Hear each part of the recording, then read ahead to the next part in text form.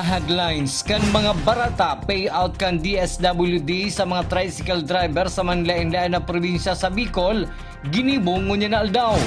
2. Nalamos sa kadagatan na sakop kan San Ramon, si Roma, Camarines Sur.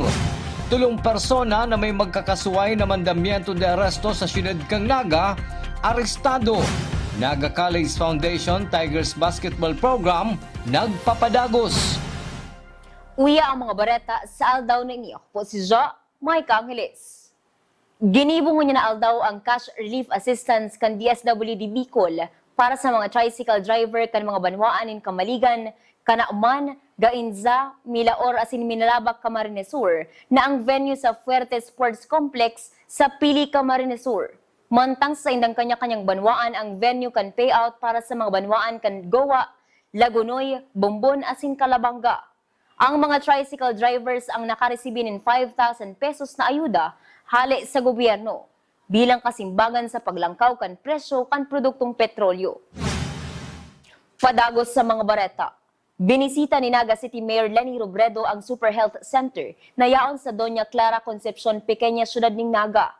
Susog sa alkalde, pinagpaplanuhan nindang bukasan ini sa 3rd quarter kan presenteng taon, urog nata kompleto na subot ang kinakaipuan ng medical equipment na gabos pinagdunara sa lokal na gobyerno. Sa iba pang bareta, maski yaon na sa tao kan krisis ang satuyang mga motorista, pinagsisiguro man giraray kang Naga City Police Office na nasusunod kang mga ini ang mga lay sa trapiko.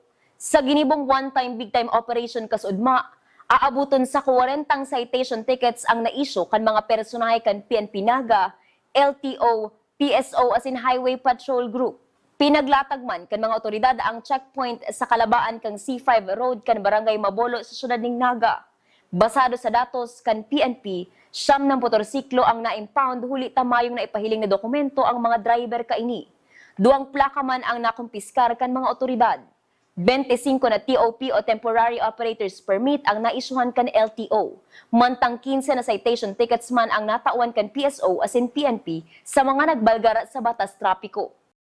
Duman sa C5 Road, duman sa Barangay Mabolo, na kung saan kaibanan digdiyo ang PSO and ang LTO. So during the operation, nakapag issue sinda and nakapag-confiscate sinda ning siyam na motorsiklo na impound and nakakonfiscate sinda ning 2 plaka.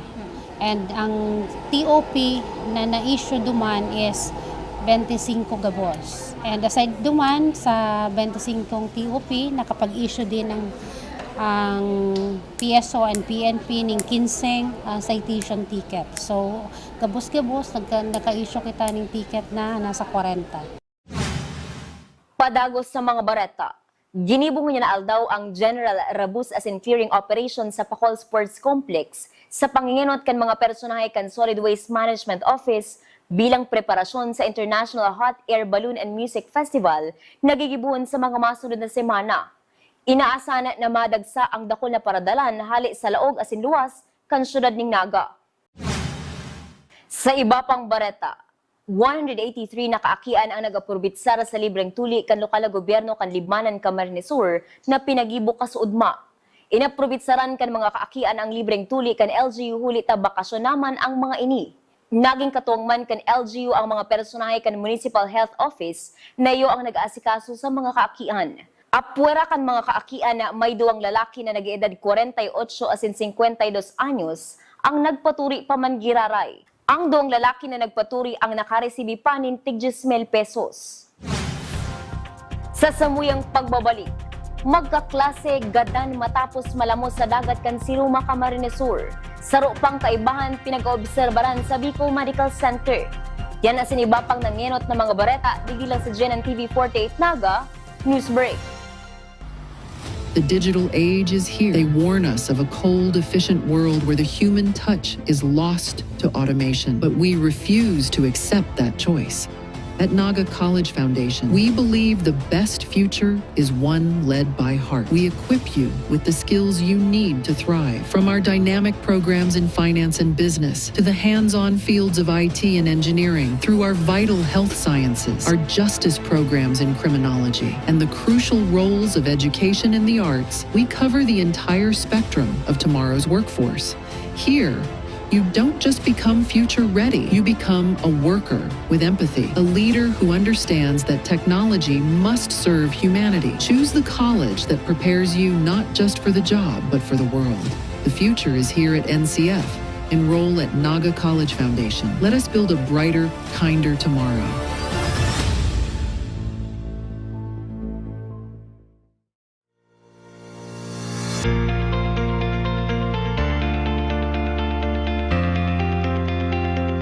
Naga College Foundation has built futures through learning.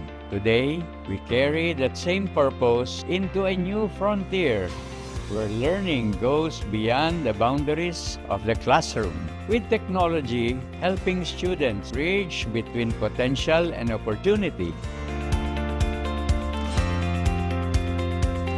With the digital age challenging us to rethink what learning means, how can we strengthen our communities and shape generations of leaders who will carry the spirit of service and excellence beyond our campus?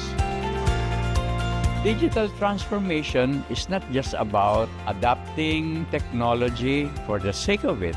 It's about widening the path to opportunity.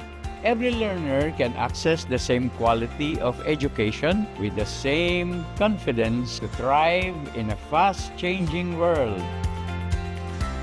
With the support of digital platforms and our partnership with Samsung, every teacher and student is now equipped with a Galaxy Tab A9 Plus.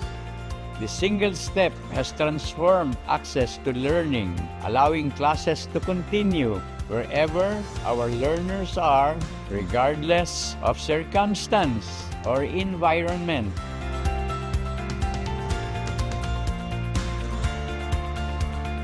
Our educators are no longer limited to traditional teaching method. They have been trained to use app and online platforms to create interactive, data-driven lessons that adapt to how each student learns best, bringing energy and relevance into every subject. Students, in turn, are collaborating digitally across teams and disciplines, mirroring the very environments they will soon enter in the professional world. We have taken learning beyond the classroom, empowering teachers to inspire and students to lead by embracing technology and making tablets part of our curriculum. Our digital transformation is not simply an adaptation, it is transformation driven by purpose, guided by innovation, and anchored in our belief that education must always serve people first.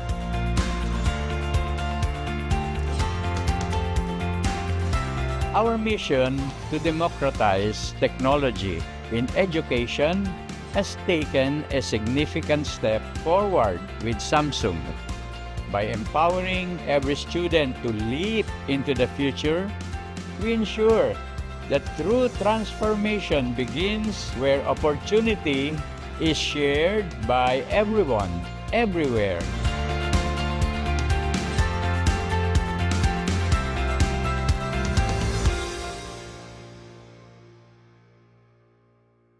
The future is a race. At Naga College Foundation, we don't just keep up, we set the pace and we change the game. College of Business and Management, where ideas grow into enterprises. College of Teacher Education, shaping minds that shape the nation. College of Health Sciences, where compassion meets innovation. College of Engineering, designing solutions that redefine tomorrow. College of Arts and Sciences, fueling creativity, culture, and connection. College of Accountancy and Finance, empowering Empowering the economy through mastering numbers and market. College of Criminal Justice Education. Protecting communities with excellence and integrity. College of Computer Studies. Coding the language of the future. And with NCF micro-credential programs, you don't just wait for the future. You leap into it. Gain and demand skills fast, short, powerful, and flexible. Designed to fit your life and fuel your career. 8 colleges, endless possibilities, and micro-credentials to keep you ahead of the game.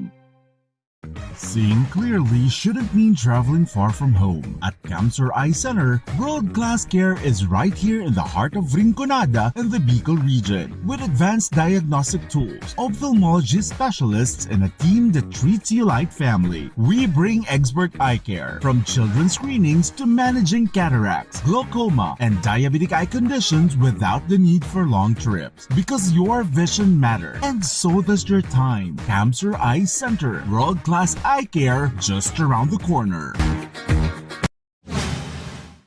Sa pagpapadagos kan mga bareta, yaon ngunyan sa pagmundo ang pamilya Abalos sa Barangay San Jose, Pili, Camarines Sur matapos ang pagkalamos kan sarong 15 anyos na aking lalaki sa Siruma, Camarines Sur. Ang kumpletong detalles sa report ni Melvin Machado. Pinagbibilaran na sa saidang residensya sa Barangay San Jose, Pili, Camarines Sur ang 15 anyos na si Sean Gabe Abalos na nalamos kan magkarigos sa dagat na sakop kang Barangay San Ramon, Siruma, Camarines Sur kasudmang aga matapos na madaranin alon sa hararom na porsyon kang dagat. Kasabay kaning nalamos sa ansayang kaklase na si alias Nina na taga Minalabak, Camarines Sur. Mantang padagos ang pinag-uobserbaran sa Bicol Medical Center ang nguhod niyang tugang na si Axel na naisalbar sa pagkalamos. Istorya ni May Abalos, ina ni Dashan asin Axel. Lunes pa lang nagpaaram na si Sean na mapasiruma sa imbitasyon kang kaklasing babae na may okasyon ang pamilya. Huli ta may kaibahan na nakamamatua, nagtugod subod siya na mag-iba ini sa siruma alagad dakol siyang tugon para sa seguridad kang magtugang. Pasado alas 7 ning pagkaaga kasudma, digdi na niya naresibi ang mamundong bareta hali sa kaklase kang sa iyang mga aki na kaibahan sa Siruma, Camarines Sur. Nag-contact po yung classmate niya sa akin. Tita, pasagot ng tawag kasi nasa bahay ako ng lola ko. Kasi nagpila po kami ng bigas sa NFA nung that time. So wala pa akong tulog hanggang maghapon. Di, kinakabahan na ako, ta-emergency daw. Yun na po na, si Sean daw po, nalunod, patay na. Kaya sobrang nang iyak po. Tapos pati din po si Axel, kaya naglupasay na po ako dun sa bahay ng lola ko. Hindi ko na alam gagawin ko. Tapos si Sean daw po nire-revive. From Siruma to Minalaba to Tinambak. Doon lang na-revive si Axel. So 1 hour yun. From Siruma to Tinambak. From Tinambak to BMC, tinakbo si Axel. Kumusta si Axel ngayon? Hindi ko po siya gaano nakakausap. Umiyak daw po kagabi. Alam na yung kuya niya na namatay. Andun po yung kapatid ko. Baka mamaya pupuntahan ko siya. Tayo nahanap daw ako. Magkakugusubot na pinaghaawas ang bangkay ni Dashan asin Ninya kan mga nagresponding Philippine Coast Guard asin parasira sa lugar. Magkayakap sila na nakuha ng Coast Guard. Siguro, nataranta din natin. Yun nga, nataranta siguro. Kinuha sila ng alon ata. Siyempre, matataranta, nagyakapan na sila. Hindi sila makahinga malulunod sila Yung naligo lang, 3 lang sila naligo. Bali 4 ata po yan. Si Court yung isa. Si Court hindi pa lumiligo. Nandun lang sa baybayin. Saka yung isang classmate niyang babae pa. Nandun lang. Bali 5. 7 ata yan sila. Kapag 7 si Axel. Ma'am, yung nag-aya sa kanyang classmate niya, nalunod din. Hindi, kasi tulog pa yung that time daw. Nasa bahay pa ng ikakasal. Yung classmate niya nag-aya sa kanya? Oo, yung babae.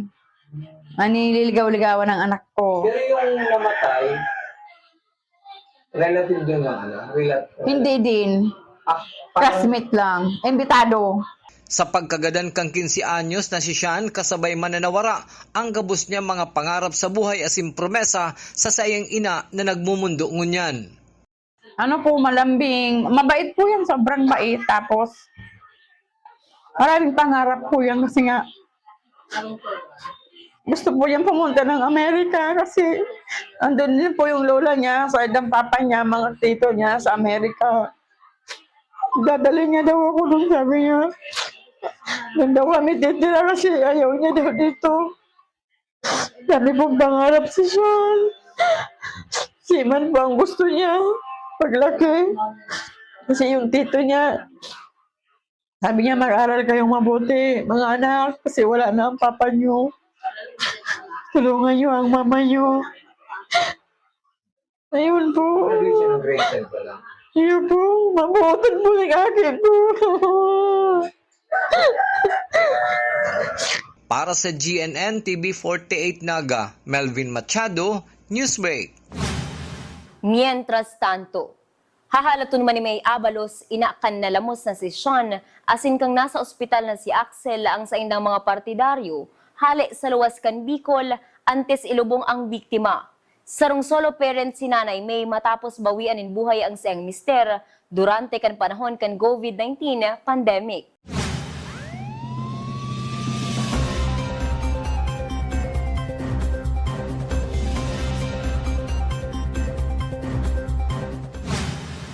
Sa police report, sarong drug personality na luwas laog na sa kulungan ang liwat na aresto kan mga otoridad sa anti-illegal drug buy-bust operation. Ang detalles sa report ni Cristina Valenzuela. Balik kulungan ngunyan ang 46 anyos na si alias Mar, kang Sitios Pukoy Sabang Syudad ning Naga, kan ini mabakalan ning illegal na droga kang maoperatiba kang PNP Naga kang nakalis na aldaw. Nakumpiskar digdi ang subuot illegal na droga na nagkakantidad ning 6,800 pesos. Basado sa Crime Information Reporting and Analysis System o CIRAS, luwas laog na sa kulungan ng sospek. Ulit taanom naman lailain ng kaso ang pigatubang kaini. Puon kang taong 2013 hasta taong 2023. Kabali digdi ang duwang kaso sa illegal na droga.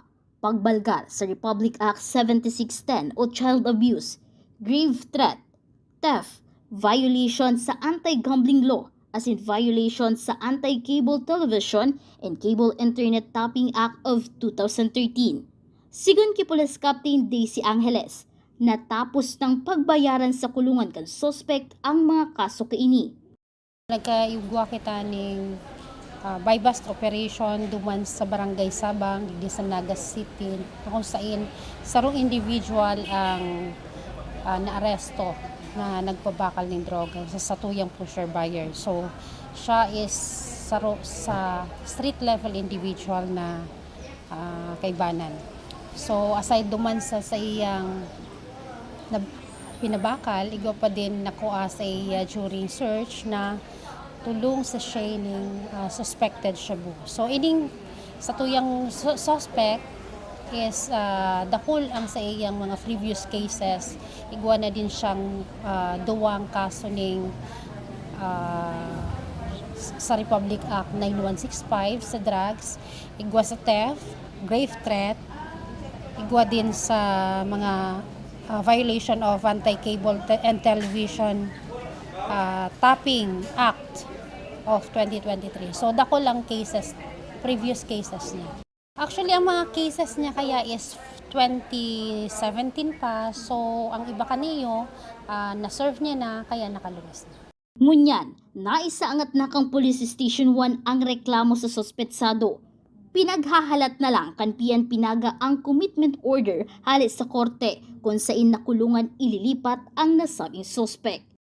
Sa ngunyan, ining suspecta is na-file na ang case kaniyo sa ngunyan and naghahalat na lang kita ng commitment order kani para madarata siya kung saan siya i-commit. Para sa GNN TV 48 Naga, Cristina Valenzuela, Newsbreak. Sa iba pang police report, pinaghahalat na lang kan Cabusao Municipal Police Station ang commitment order para ma-turn over na sa BJMP ang akusadong si Elias Rodi na inaresto huli kan kasuguan kan korte matapos na may mabalgar sa mga patakaran kan parole and probation sa Calamba, Laguna para sa inaatubang kaining kaso na qualified statutory rape, rape by sexual assault, as in 3 counts in acts of lasciviousness. Susog kay Police Captain Albert Hoven, Chief of Police kan Cabusao Municipal Police Station, Convicted ang nasabing persona sa mga kasong pinagsaangat sa iya. Ini pong akusado nadakop iniyo dahil ini po nag-uli digdi sa Banwaan kang Kabusaw hali duman sa Calamba City sa Laguna. Ano po? So, indeed po na-find out me na ko siyang standing warrant of arrest sa kasong panglulugos. Ano po?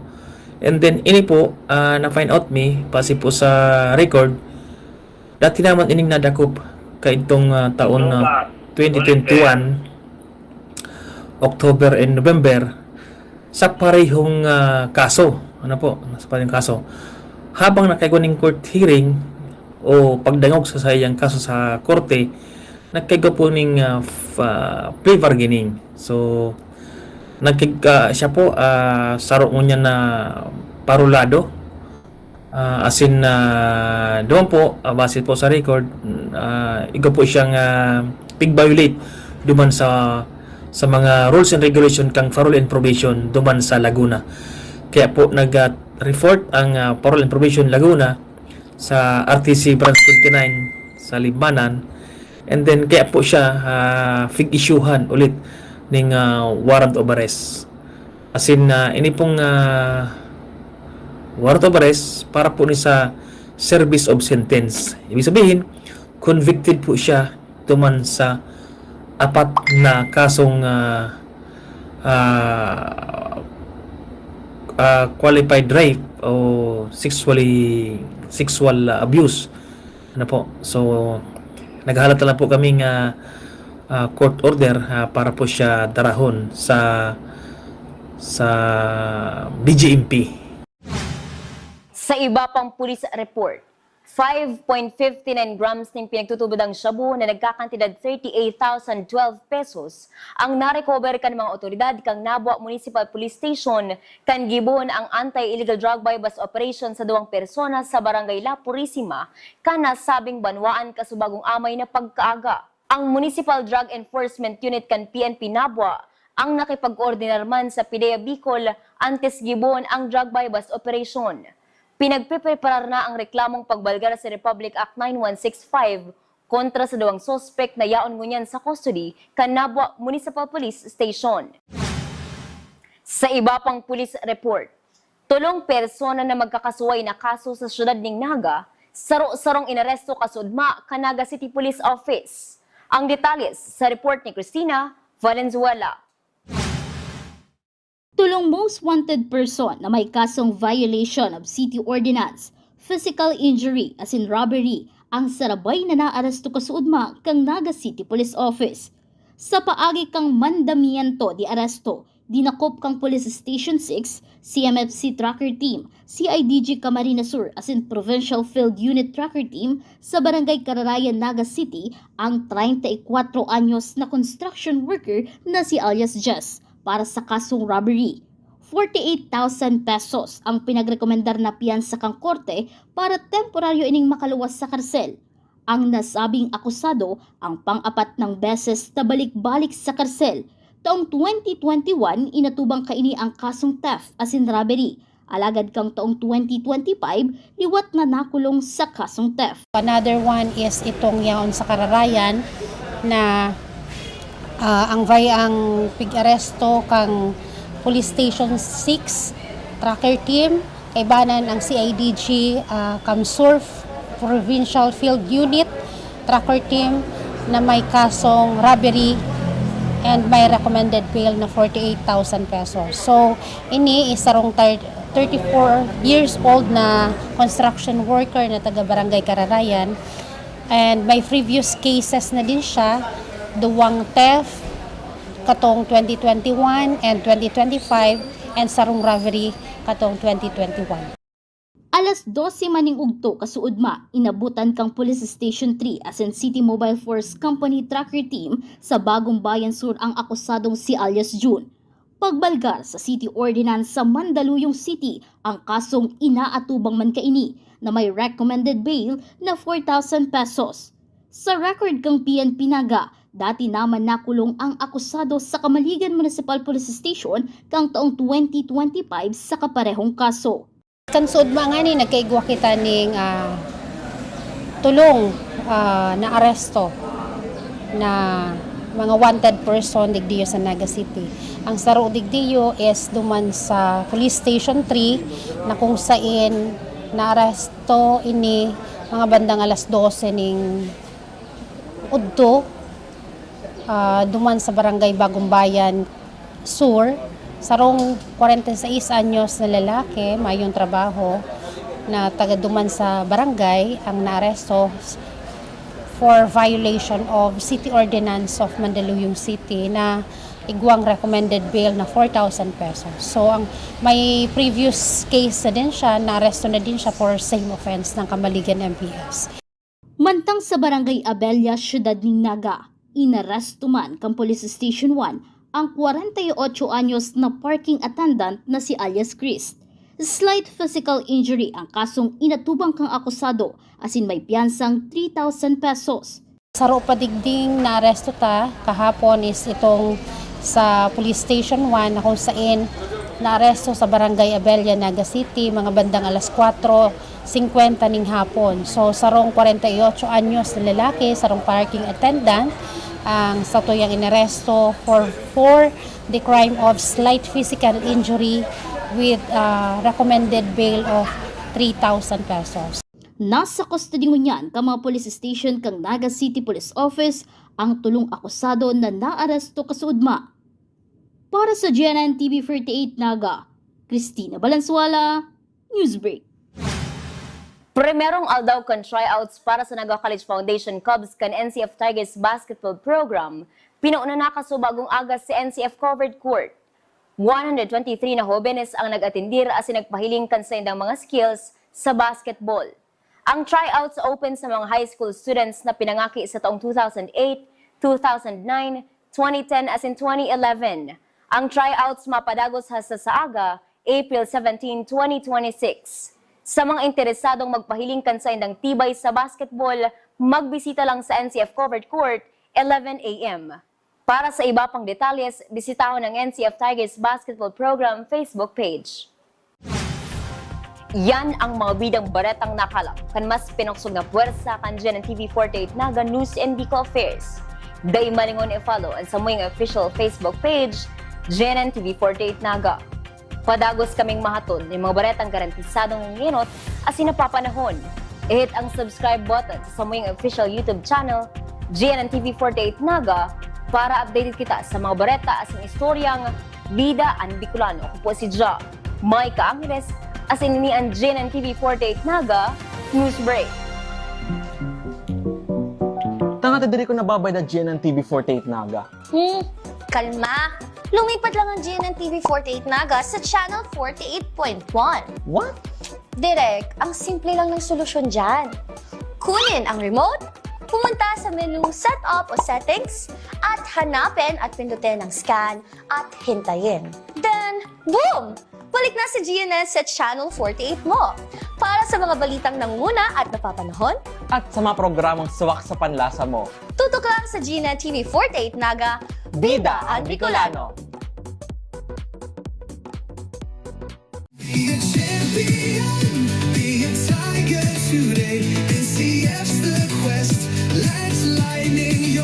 At the Naga College Foundation Basic Education Department, we provide an environment where innovation is nurtured and resources promotes collaboration and discovery. Our students benefit from hands-on learning in cutting-edge science and technology laboratories, bridging theory with practical application. We maintain a supportive institutional framework, ensuring a safe, clean, and academically focused atmosphere for every student. Beyond academics, our comprehensive facilities, including sports, develop leadership, teamwork, and discipline. NCF is proud to be a LASO-accredited institution, a recognized mark of excellence and high-quality education. This is Naga College Foundation Basic Education Department. Changing the game.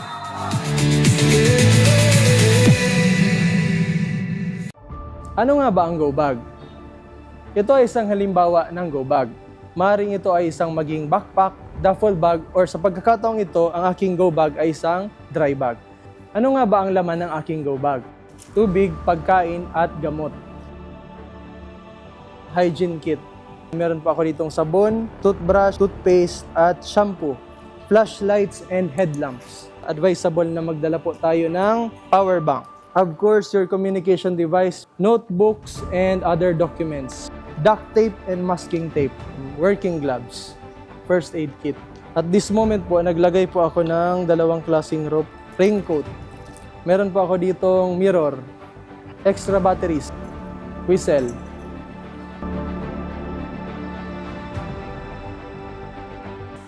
Ang layunin ng Bureau of Fire Protection ay ligtas na buhay at ari-arian. Sa muli po, ako ay si Fire Officer Juan Baquero from Bureau of Fire Protection, Naga City Fire Station na nagpapaalala, laging maging handa para ligtas sa sakuna. At NCF, we're all about that holistic grind. Hands-on training, real-world experience, and affordable education that gets you industry ready. Shoot to edit, detail from concept to screenwriting. From shooting to editing to actual broadcasting, NCF was the first and only school that has its own operational television and radio stations. No boring stuff, just real skills for the real world.